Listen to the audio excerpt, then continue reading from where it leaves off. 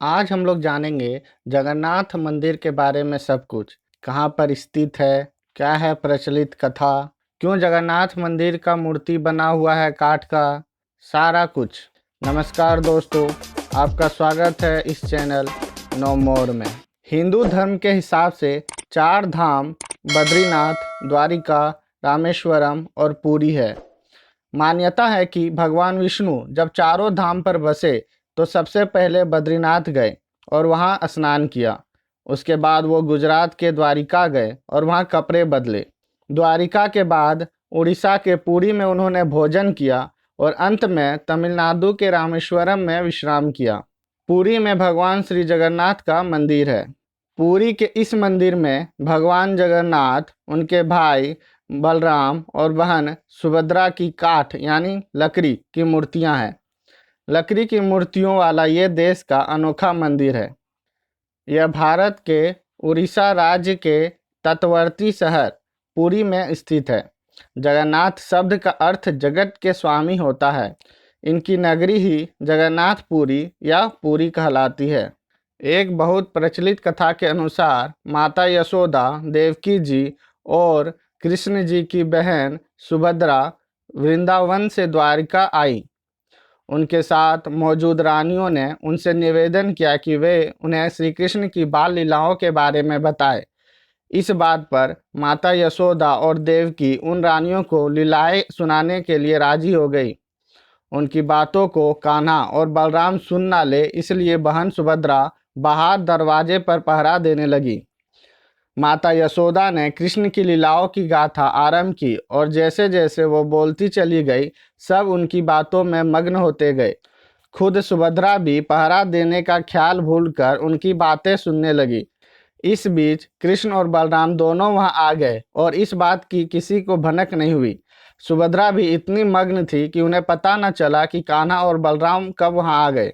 भगवान कृष्ण और भाई बलराम दोनों माता यशोदा के मुख से अपनी लीलाओं को सुनने लगे। अपनी शैतानियों और क्रियाओं को सुनते सुनते उनके बाल खड़े होने लगे। आश्चर्य की वजह से आंखें बड़ी हो गई और मुंह खुला रह गया। वहीं खुद सुभद्रा भी इतनी मंत्र मुग्ध हो गई कि प्रेम भाव में पिघलने लगी। यही कारण है कि जगन्नाथ मंदिर में उनका कद सबसे छोटा है। सभी कृष्ण जी की लीलाओं को सुन रहे थे कि इसी बीच यहाँ नारद मुनि आ गए। नारद जी सबके हाव भाव देखने लगे ही थे कि सबको एहसास हुआ कि कोई आ गया है। इस वजह से कृष्ण लीला का पाठ यहीं रुक गया। नारद जी ने कृष्ण जी के उस मन को मोह लेने वाले अवतार को देखकर कहा कि वाह प्रभु, आप कितने सुंदर लग रहे हैं। आप इस रूप में अवतार कब लेंगे? उस वक्त कृष्ण जी ने कहा कि वह कलयुग में ऐसा अवतार लेंगे। वादे के अनुसार कलयुग में श्री कृष्ण ने राजा इंद्रधुम्न के सपने में आए। सपने में भगवान ने राजा से अपनी एक मूर्ति को नीलांचल पर्वत की गुफा में ढूंढने और मूर्ति को एक मंदिर बनवाकर स्थापित करने को कहा। इस मूर्ति को भगवान ने नीलमाधव बताया। इसके बाद राजा अपने सेवकों के साथ नीलांचल पर्वत की गुफा में भगवान की मूर्ति ढूंढने निकल पड़ते हैं। राजा के साथ जो लोग निकले थे उनमें से एक ब्राह्मण का नाम विद्यापति था। विद्यापति को सबर कबीले के लोगों के बारे में पता था जो नील माधव की पूजा करते थे। विद्यापति को यह भी मालूम था कि भगवान नील माधव की प्रतिमा को गुफा के अंदर सबर कबीले के लोग छिपा कर रखते हैं। इस कबीले का मुखिया विश्वसु भगवान का उपासक था। हालांकि भगवान की मूर्ति पाने के लिए मुखिया का आदेश सर्वोपरि था और मुखिया भगवान का उपासक था। वह किसी भी हाल में भगवान की मूर्ति देने को तैयार न होता। इस कारण विद्यापति ने चालाकी से मुखिया की बेटी से विवाह कर लिया। अपनी पत्नी के सहारे विद्यापति उस गुफा तक पहुंचने में कामयाब हो गए जहां भगवान नीलमाधव की मूर्ति रखी गई थी। विद्यापति ने नीलमाधव की मूर्ति को चुरा लिया और राजा को सौंप दिया। कहते हैं कि विश्वसु अपने भगवान की मूर्ति के चोरी होने से काफ़ी दुख हुआ। इस कारण भगवान को भी काफ़ी दुख हुआ कि उनका उपासक दुखी है। इसलिए नीलमाधव वापस गुफा में लौट गए और राजा इंद्रद्युम्न से वादा किया कि वह एक दिन उनके पास जरूर लौटेंगे, लेकिन राजा उनके लिए एक मंदिर बनवा दे।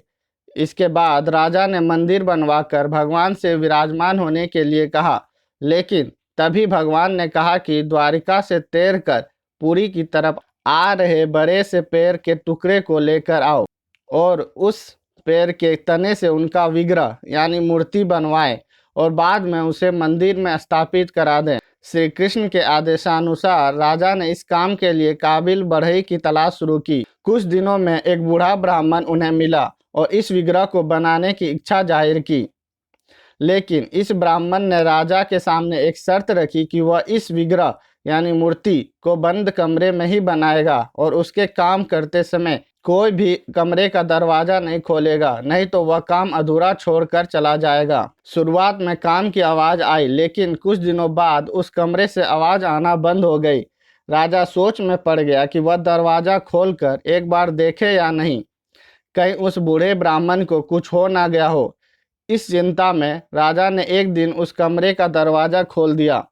दरवाज़ा खुलते ही उसे सामने अधूरा विग्रह मिला। तब उसे एहसास हुआ कि ब्राह्मण और कोई नहीं बल्कि खुद विश्वकर्मा थे।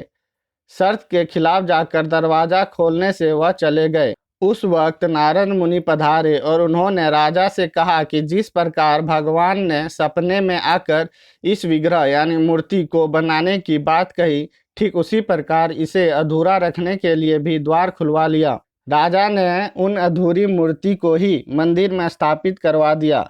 यही कारण है कि जगन्नाथपुरी के मंदिर में कोई पत्थर या फिर अन्य धातु की मूर्ति नहीं, बल्कि पेड़ के तने को इस्तेमाल करके बनाई गई मूर्त की पूजा की जाती है और यही कारण है कि मूर्ति आधी ही बनी हुई है। इस मंदिर के गर्भगृह में श्री कृष्ण, सुभद्रा एवं बलभद्र यानी बलराम की मूर्ति विराजमान है। कहा जाता है कि माता सुभद्रा को अपने मायके द्वारिका से बहुत प्रेम था, इसलिए उनकी इस इच्छा के पूर्ण करने के लिए श्री कृष्ण, बलराम और सुभद्रा जी ने अलग रथों में बैठकर द्वारिका का भ्रमण किया था। तब से आज तक पुरी में हर वर्ष रथ यात्रा निकाली जाती है। जगन्नाथ पुरी मंदिर से जुड़ी बहुत सारी रहस्य हैं, जिनके बारे में हम अगले वीडियो में जानेंगे। ऐसे ही इंटरेस्टिंग वीडियो के लिए चैनल को लाइक एंड सब्सक्राइब करें।